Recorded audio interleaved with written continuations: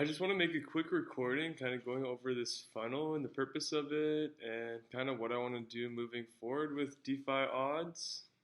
So basically, I guess the intention is to kind of do something similar to what DeFi Prime is doing, just kind of aggregate information, consolidate resources, and help educate people on how to get into the space.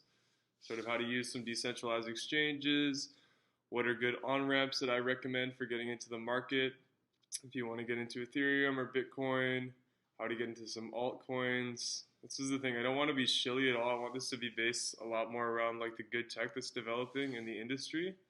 Because in general, I think there's a big educational component that's going to have to go into onboarding people into decentralized finance. I mean, it's going to take a long time too.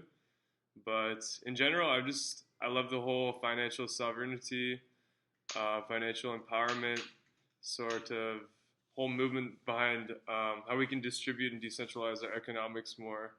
I do love just like the socio-economical revolution that crypto is kind of ensuing here. And anyways, so what I've been kind of doing with this project so far, it's mostly just education based, how to kind of onboard people, where to lead them to, where places I recommend. All of that has value in itself. Just on this Twitter page, I haven't made a lot of personalized content really yet per se, but I've just been retweeting a bunch of info kind of since February because I had a crazy feeling sort of in March that like when the Fed had pumped in all the money to the stimulus, that decentralized finance was going to get a lot bigger because I think people are opening their eyes a lot more to what I think Ethereum can do as a technology now that all these protocols are getting built. I talked about this a lot, I think, during the last bull run even too. I was saying like once we have decentralized exchanges, people are not going to have to rely on intermediaries because a lot of the convoluted stuff that happens in the crypto industry is because of the irony around the fact that our keys are centrally stored, which is like, yeah.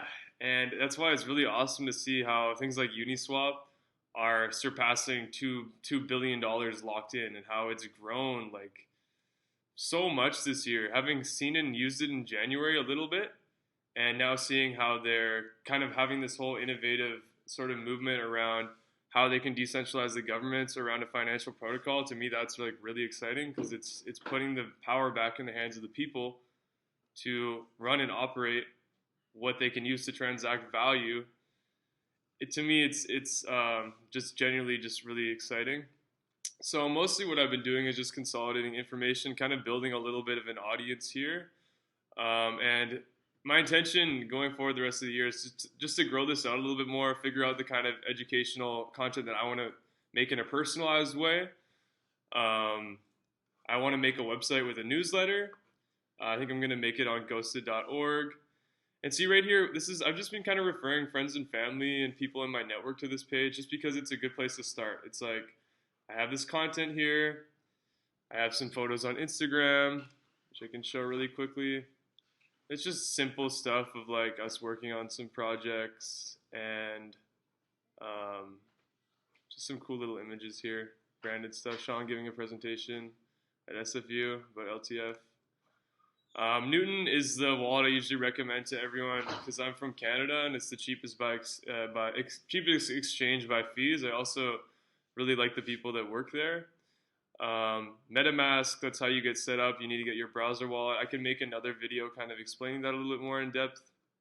Zerion, really love this product for using as a Ethereum visualization dashboard. And then Uniswap, of course, is the #1 decentralized exchange.